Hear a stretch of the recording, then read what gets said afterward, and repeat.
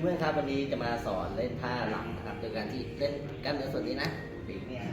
กับแมชชีนนะเราใส่น้ำหนักเรียบร้อยนะเราจับปึ๊บ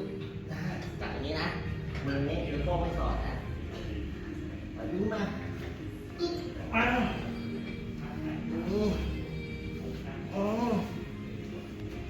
ของลูกของลูกของน้อง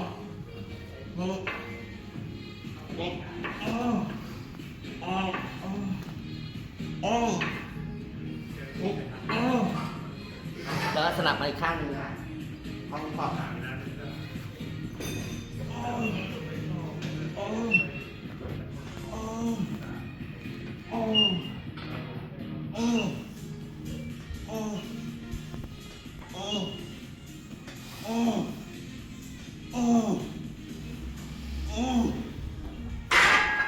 เล่นข้างละ10 ถึง 15 ครั้งนะครับ